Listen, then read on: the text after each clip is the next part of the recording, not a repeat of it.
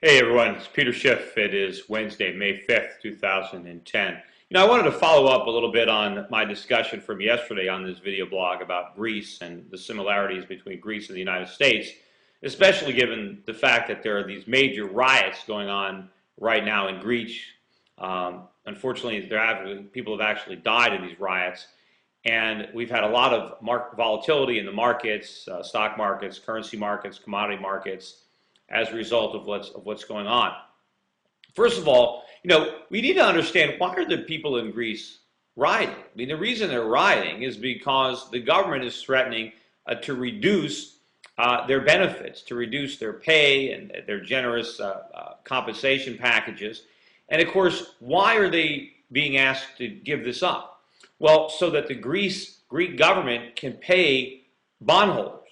Now, many of the people who own Greek bonds don't live in Greece. They don't vote in Greek elections. Who do you think the Greek politicians really want to listen to? And imagine, asking the Greeks to sacrifice so that German citizens or American citizens or Chinese citizens or Saudis, whoever owns the debt, can be made whole, can get back all their interest payments, all their principal payments. See, this is difficult for politicians. The only reason I believe that the Greek politicians are even considering paying back the debt is because they're in the Eurozone, because they can't print money. Had they borrowed in drachma, it would be a very easy choice. Just create inflation. Everybody could get paid, right? Nobody's benefits would be cut. Of course, that would actually be worse. Sure, the Greek citizens are protesting the fact that they might get paid less. But if the government could just print money, which so many people seem to think would be the easy way out, they would still get paid less. They'd have the same amount of drachma, but the drachma wouldn't buy as much because the cost of living would go up. And just printing money and debasing your currency so that politicians can pretend that they're actually fulfilling their promises is not true. I mean, imagine in the United States, when we get to the same predicament, when interest rates start to rise and foreigners are not willing to loan unless we increase interest rates, are American politicians going to be able to tell American citizens that they have to put up with higher taxes, cuts in Social Security, so that we can make interest payments to the Chinese and to the Saudis? Not in your life. I mean, do you think American politicians would even propose something like that? I mean, that's what the Greek politicians are proposing that the Greeks do. And I think the only reason they're doing that is because they realize at this point that being forced out of the Eurozone, trying to recreate the drachma, would be even worse. It's only because their backs are to the wall that they're considering doing the right thing. Now, personally, I think the best thing that can happen for the Eurozone and for Greece is that there's no bailout at all. I would much rather see Greece restructure their debts and ask everybody to take a haircut, including their creditors. I don't think the people that loan the Greek government money should get off the hook and get all their money back. After all, it does take two to tango. They shouldn't have loaned so much money so recklessly. Part of the problem is maybe Greece was cooking the books a little bit, maybe with help from Goldman Sachs. I've heard that allegation. But I think that the Greek citizens would be more likely to swallow the medicine if they knew that the sacrifice was being shared by everybody, including the creditors. And I think that would also be a good thing because it would send a message to creditors of other countries that, you better be prepared. You might lose money when you loan to governments if they're indebting their citizens too much. And I think that will put some restraints and some discipline on runaway government spending in Europe because faced with higher interest rates, governments might cut back on their borrowing. But I think whatever happens, to the extent that the Greek politicians are able to deliver some tough-tasting medicine because of the sticks provided from Europe and Germany, and I know there are carrots there as well, but the Greeks are going to act in a more responsible manner than they otherwise would have acted absent the discipline of the euro.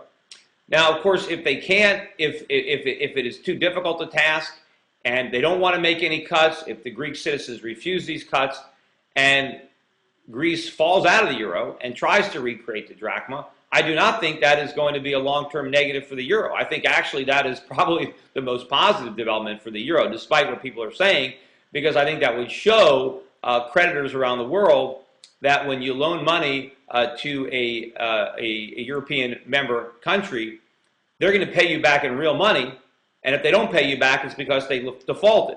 And of course, when that happens, the creditors are going to make sure that they don't let any European nations go too far into debt, because after all, if they allow that to happen, they might not get paid back. Now, that is not the situation in the United States. And it's amazing for me to watch all these commentators on the financial channels looking at what's going on with Greece, talking about it, and not seeing any of the problems for the United States. You know, again, it's very reminiscent of the mortgage crisis as the problems became evident in subprime, people just assuming that this was not a big deal, that it was only concentrated to just the subprime borrowers. Well, in this situation, Greece represents subprime, and I guess the United States represents prime, but the reality is we are in just as much trouble. The fact that our politicians are not going to be held to the discipline that the Greek politicians are being held to by Germany is not a reason for Americans to celebrate or think that the problems in Greece don't affect us. You know, it's actually going to be worse. Now, maybe the Federal Reserve will try initially to do the right thing. Remember, the Federal Reserve cannot, as I said yesterday, just sign on to this, well, we're just going to print money and hold interest rates low indefinitely to avoid these tough choices. They can't even hint that that's what they would do, or there'd be a run on the dollar right now.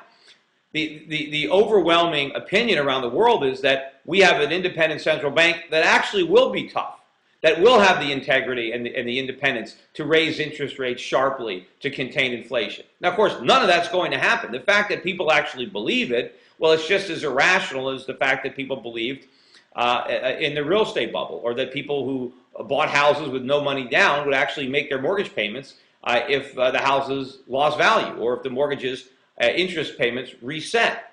But in order for the United States to attract foreign capital and keep a lid on inflation, we are going to have to raise interest rates aggressively. They're going to have to rise sharply like they have in Greece, and we're going to have the same choices. American politicians are going to have to deal with the same reality, and we're going to have the same riots in the streets. We're going to have the same protests. You don't think that American citizens are going to be protesting big cuts in Social Security or Medicare, especially when the money is going to China and Japan, if we're not asking them to take any cuts in the amount of money that they're getting, but we're asking Social Security recipients to take cuts in their benefits, right? Is that going to wash? It's not even going to happen.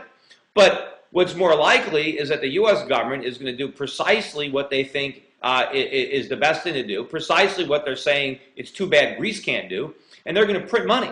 They're going to print money, and they're going to make sure that all of our creditors get paid. And they're going to make sure everyone on Social Security gets paid. And that means nobody gets paid. Because when that cat is out of the bag, nobody, and I mean nobody around the world, is going to want to own U.S. dollar-denominated debt. It's all going to be up for sale. And of course, who's going to buy it all? The Federal Reserve. Because the Federal Reserve will be the only entity that's willing to buy it, because it doesn't care how much money it loses. It's not its own money. After all, it just prints it. It creates it out of thin air. It's got nothing to lose. But the more it does that, the more everybody else has to lose. So in order to stay on this track, in order for America to avoid becoming Greece, to avoid having to make the hard choices that we think we're immune from, we have to be willing to sacrifice the value of our currency, to let it collapse, and to let inflation run out of control. But of course, the irony of it is, that's worse. The average American is going to suffer much worse through runaway or hyperinflation than if we legitimately restructured our debts and didn't pay 100 cents on the dollar to our creditors and made real meaningful cuts in entitlements. But instead of doing that, we're going to pretend that we can keep all of our promises, because no one in Washington has the guts to tell the American public the truth. And instead, we're going to end up wiping out everybody, inflicting far more damage than had we told the truth. And that is the real threat. And it is coming soon. This is not in the distant future. This is going to happen. It's all going to unfold over the next few years. And I am just as convinced that this prediction is right as any predictions I made in the past regarding the real estate market. Anyway, that's it for today. Take care, everybody.